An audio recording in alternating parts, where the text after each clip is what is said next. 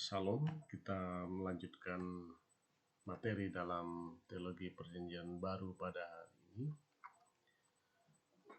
Kita ingin membahas tentang dasar dari sebuah kepercayaan.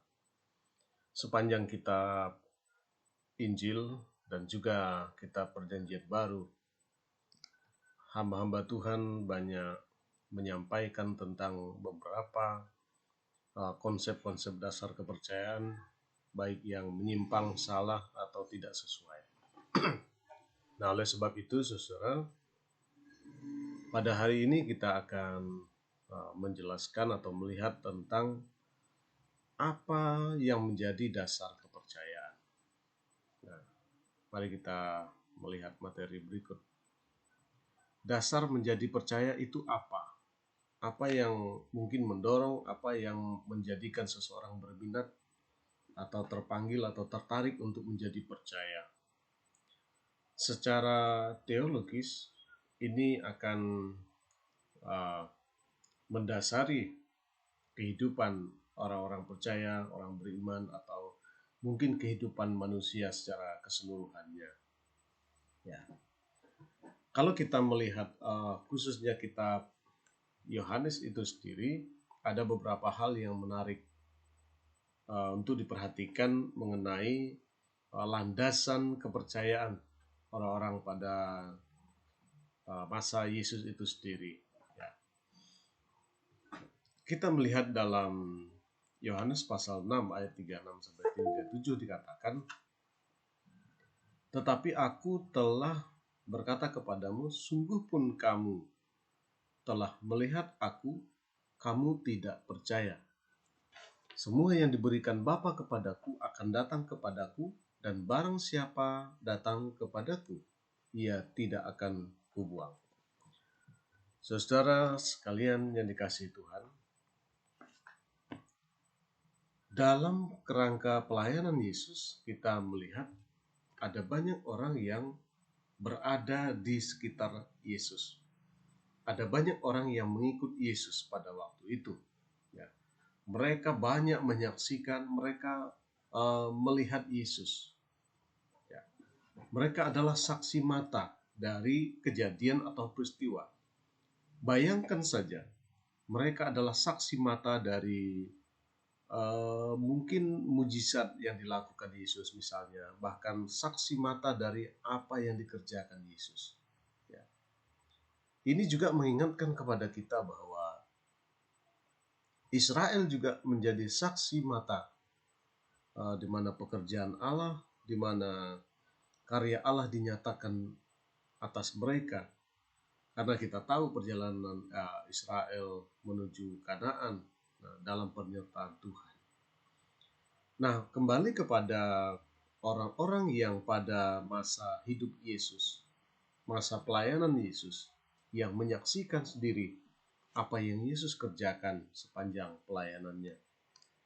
Yang menjadi pertanyaan bagi kita adalah, apakah saksi-saksi mata orang-orang ini pada akhirnya mereka memutuskan untuk menjadi percaya atau menerima? Ya, kesimpulan kita adalah mereka tidak menerima sama sekali. Mereka menolak, mereka pada akhirnya berkata, salibkan dia, hukumkan dia. Sekalipun mereka saksi mata, tidak banyak dari mereka yang percaya kepada pemberitaan Yesus. Ketika Yesus berkata, bertobatlah sebab kerajaan Allah sudah dekat. Ya. Tidak banyak yang menjadi percaya kepada pemberitaan Yesus, para rasul, dan juga menjadi percaya. Nah, banyak yang melihat Yesus, banyak menyaksikan Yesus, ribuan orang. Bahkan sudah dianggap itu sebagai pengerahan massa yang besar. Tetapi ini ironi. Ada satu ironi yang disebutkan Yesus di sini. Kamu tidak percaya. Yesus menyebut bahwa orang yang sekian banyak itu mengikut dia, dan Yesus tahu bahwa ternyata kamu tidak percaya. Ya, ini seperti ikut-ikutan saja, hanya untuk melihat. Ya, jadi sekalipun mereka saksi mata, tidak banyak di antara mereka yang pada akhirnya memutuskan ingin ikut dan percaya kepada pemberitaan.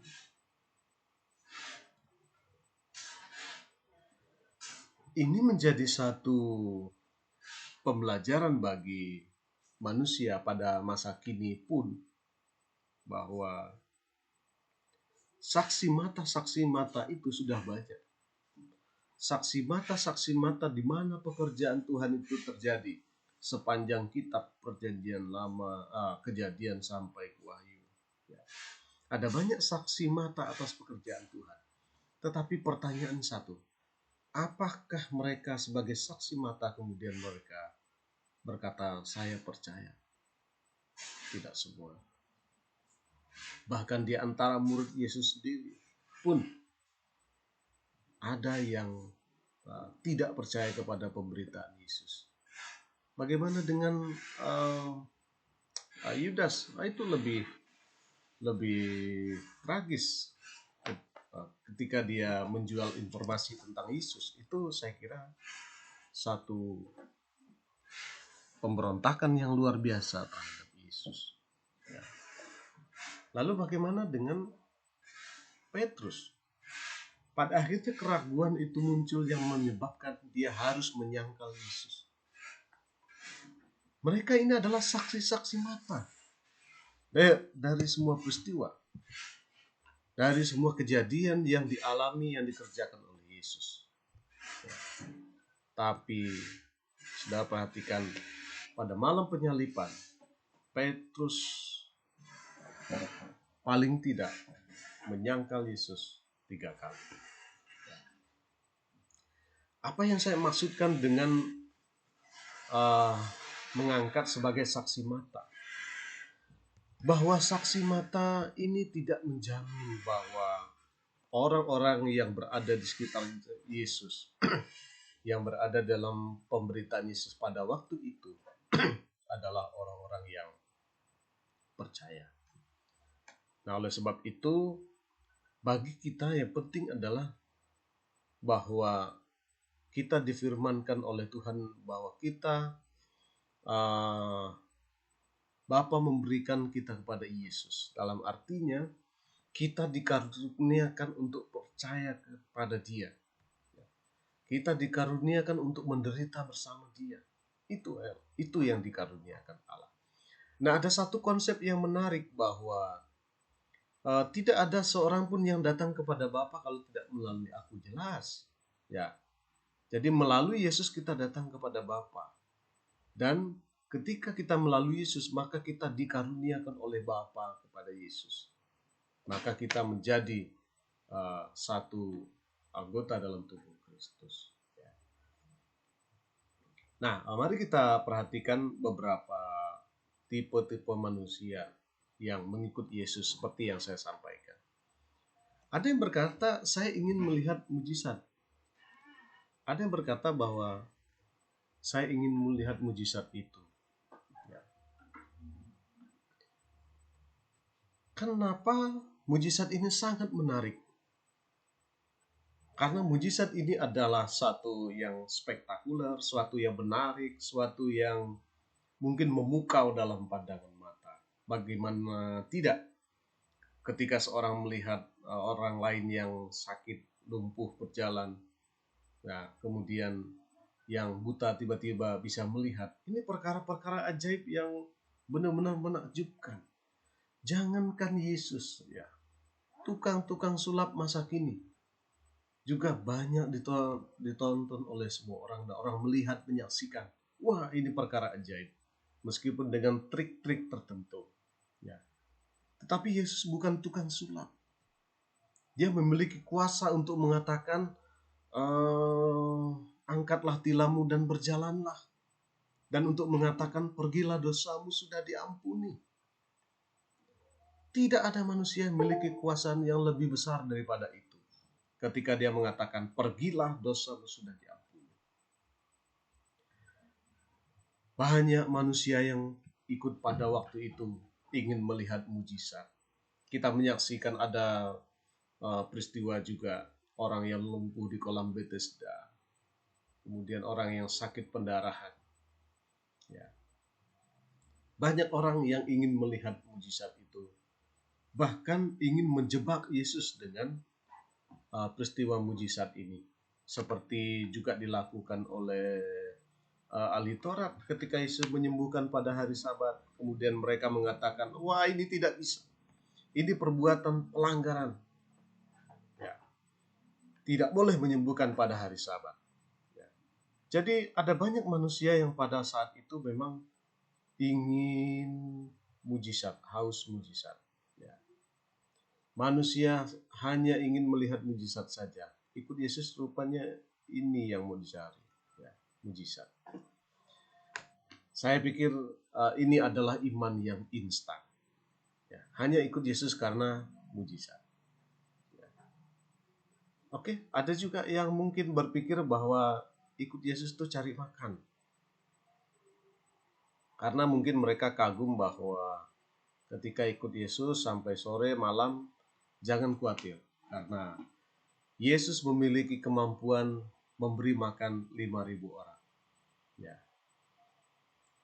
Di dalam sebuah panitia besar seperti itu pencapaian yang baik pada masa itu, memberi makan 5.000 orang di tengah padang rumput, padang gurun.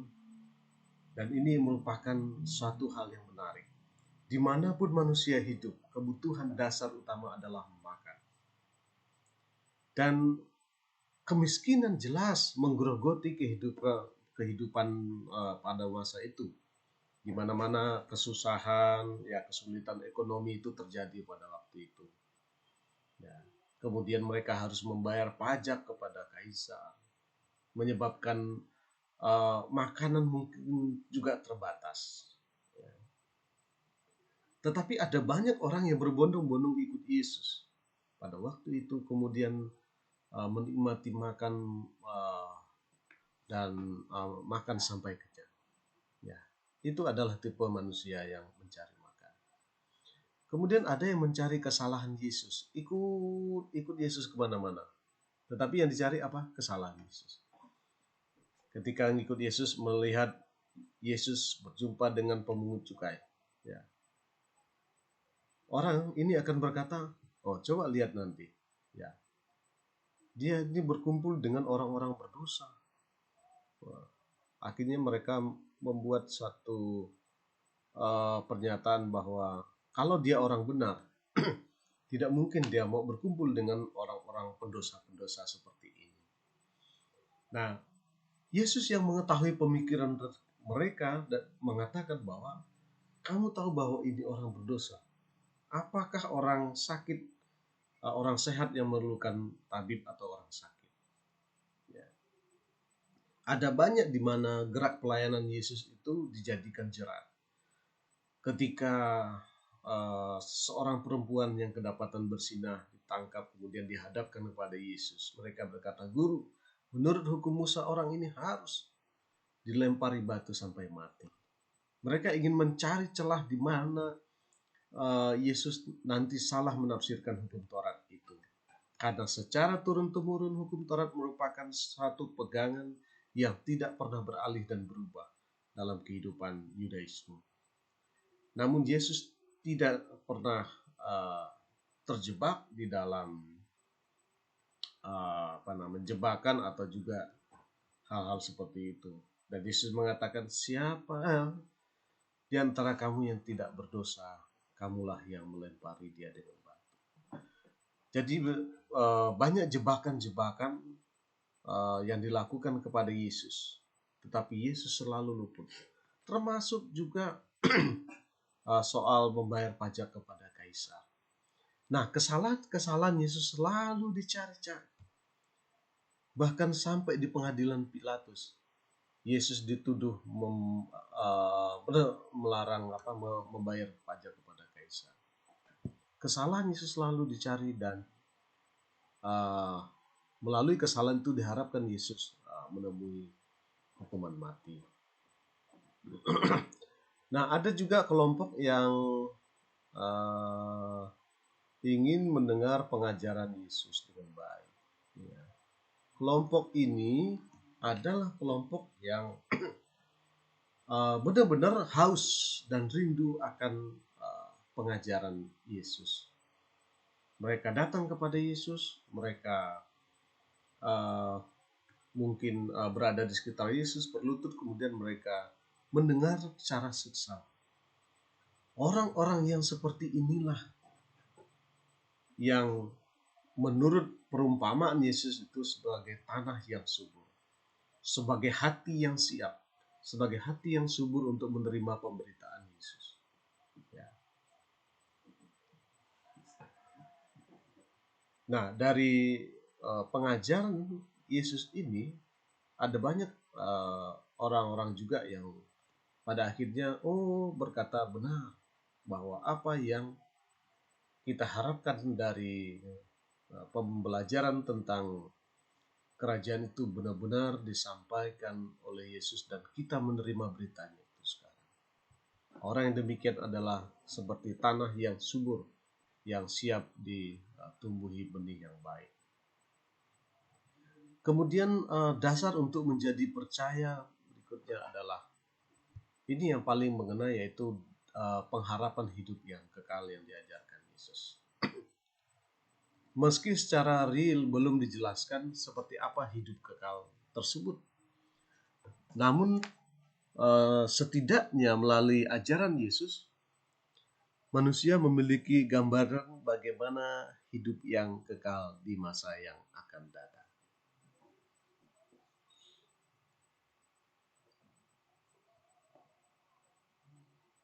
Dikatakan demikian. Dan inilah kehendak Dia yang telah mengutus aku, yaitu supaya dari semua yang telah diberikannya kepadaku, Bapa yang memberikan orang-orang percaya kepada Yesus, kepadaku jangan ada yang hilang. Jadi maksud Yesus diutus itu bahwa supaya umat-umat yang percaya itu tidak binasa atau tidak hilang, tetapi supaya kubangkitkan pada akhir zaman. Nah, memang satu pengharapan hidup kekal itu diajarkan oleh Yesus dan menjadi perdebatan bagi banyak semua orang bahwa apakah benar Yesus ini telah mengajarkan hal yang berhubungan dengan kematian atau hidup kekal. Namun Yesus memberi satu jaminan bahwa orang-orang yang menerima Dia tidak akan hilang, tetapi kubangkitkan pada akhir zaman. Artinya sekalipun kematian melewati seseorang, namun pada akhir zaman akan mengalami kebangkitan. Sebab inilah kehendak Bapakku, yaitu supaya setiap orang yang melihat Anak dan yang percaya kepada beroleh hidup yang kekal. Harapan dari pemberitaan atau pelayanan disampaikan Yesus adalah supaya semua orang yang percaya itu memperoleh hidup yang kekal. Hendaknya tidak satupun dari orang yang memperoleh hidup yang kekal ini pada akhirnya binasa. Pengharapan hidup kekal itu tidak diajarkan oleh mungkin kepercayaan lain. Ya, kalau kita mengenal ada agama-agama lain tertentu yang mengajarkan bahwa kehidupan kekal itu adalah kehidupan dalam pemuasan hawa nafsu, atau seperti kehidupan di dunia ini yang dipuaskan. Ya. Ada juga kehidupan di akhirat itu seperti semacam reinkarnasi dari kehidupan yang ada sekarang. Ada yang berpandangan demikian. Nah, tetapi ada golongan Yudaisme yang menganggap tidak akan ada kebangkitan. Ya, pengharapan hidup yang kekal itu.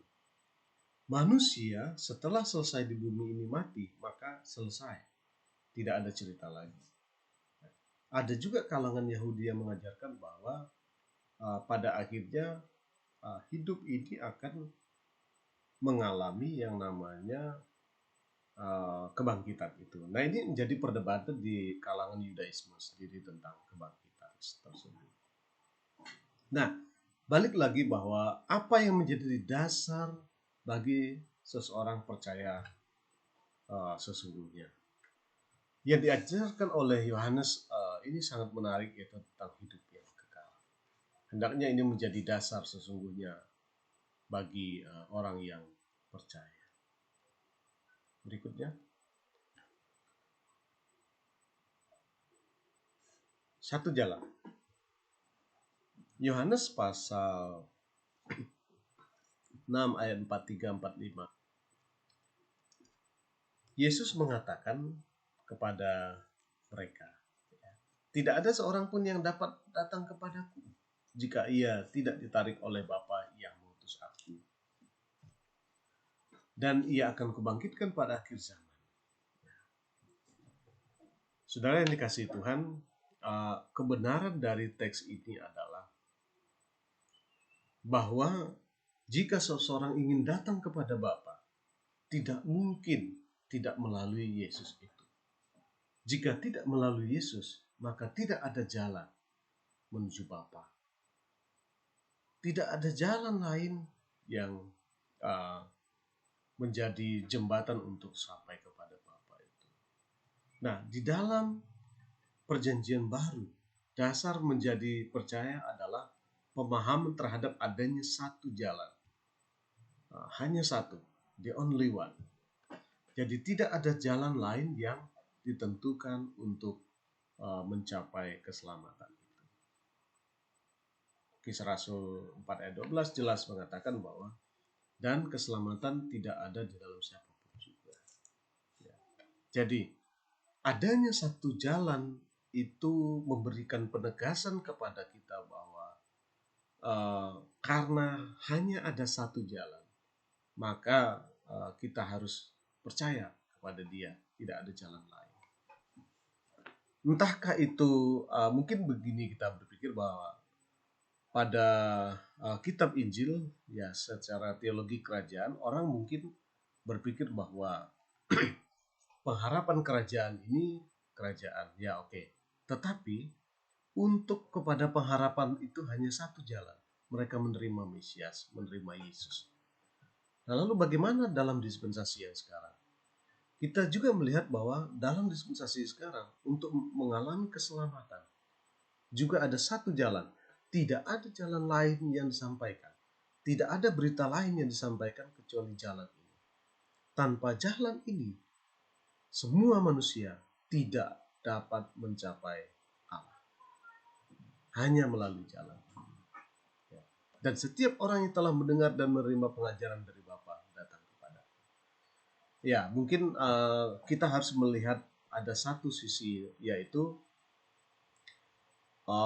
bangsa Israel yang pada waktu itu, ya, yang telah mendengar dan menerima pengajaran dari Bapa, maksudnya nubuatan-nubuatan, Nabi, kemudian PL, kemudian tafsir, pengajaran tentang Nabi besar, kitab puisi dan lain-lain, ya.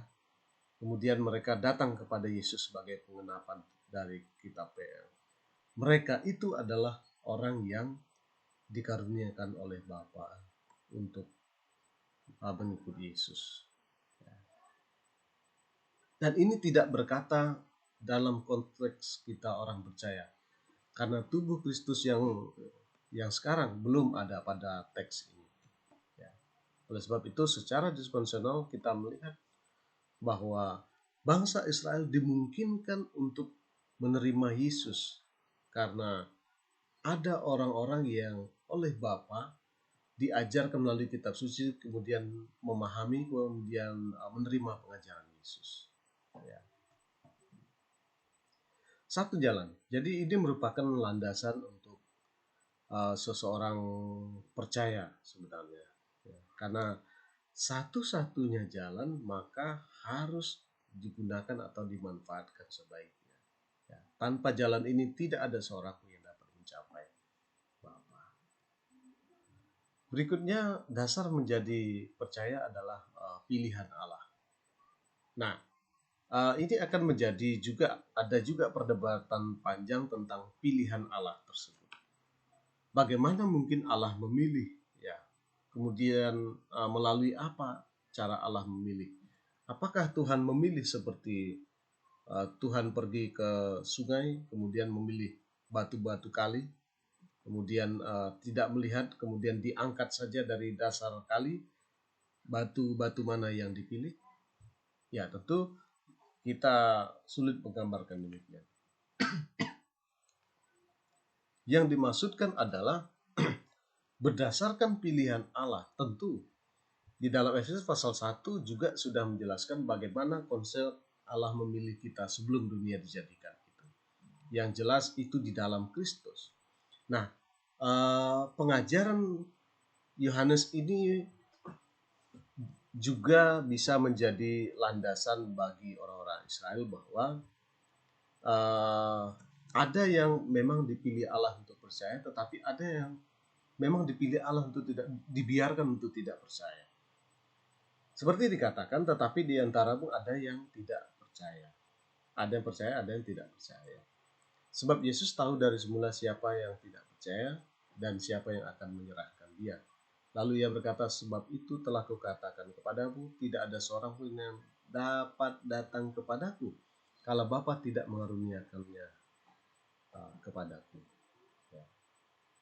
Saudara-saudara, pilihan Allah kepada Israel untuk datang kepada Yesus, ya, itu bisa melalui kebiasaan mereka atau pemahaman mereka terhadap firman Tuhan di dalam perjanjian lama. Dan pemahaman mereka terhadap teks PL itu mengantarkan mereka kepada penerimaan bagi yang menerima. Penerimaan kepada Yesus Kristus sebagai Mesias, sebagai Raja dalam kerajaan yang sangat-sangat dinantikan, sangat-sangat dirindukan oleh mereka. Nah, oleh sebab itu, pilihan Allah dalam konteks ini harus kita buat pembedaan sedikit, ya, bahwa pilihan Allah melalui dalam konteks ini mengacu kepada bangsa Israel yang siap menerima pemberitaan Yesus pada waktu itu, dan harus dibedakan sedikit dengan Efesus pasal 1 ayat 4, ya. Sehingga dengan demikian pilihan Allah bagi Israel itu sudah jelas, ya, bahwa melalui Yahweh, melalui Bapa, maka dikaruniakan kepada Yesus untuk menjadi umat kepunyaan Allah. Mungkin konsep pilihan Allah ini akan banyak diperdebatkan, tetapi kita cukup melihat pada konteks atau teks atau situasi yang ada pada teks Yohanes pasal 6 ini. Bagian yang terakhir yang juga cukup menarik bagi kita adalah tentang jaminan. Pasal 10 ayat 28 Yohanes mengatakan, aku memberikan hidup yang kekal kepada mereka, dan mereka pasti tidak akan binasa sampai selama-lamanya. Dan seorang pun tidak akan merebut mereka dari tanganku. Bapakku yang memberikan mereka kepadaku lebih besar dari siapapun, dan seorang pun tidak dapat merebut mereka dari tanganku.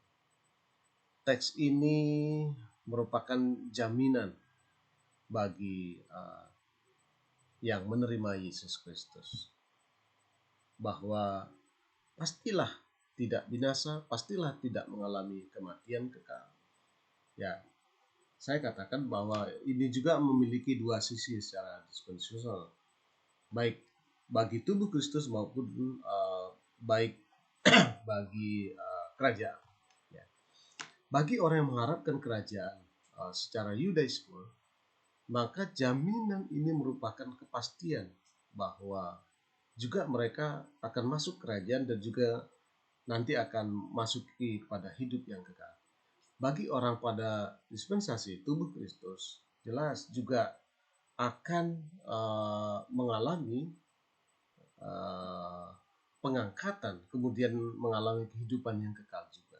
Jadi Dari dua sisi kita melihat bahwa secara Yudaisme maupun Helenistik dapat dikatakan bahwa karya Allah di dalam misi, di dalam penyelamatan terhadap dua cabang zaitun liar dan cabang zaitun asli itu dapat terlaksana secara sempurna.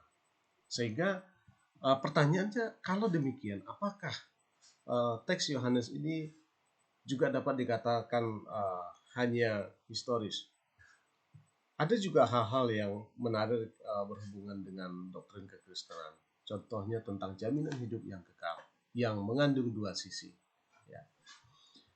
Itu yang dapat kita sampaikan dalam pertemuan kali ini. Ya. Dan demikian saya sampaikan. Tuhan Yesus memberkati kita. Salam.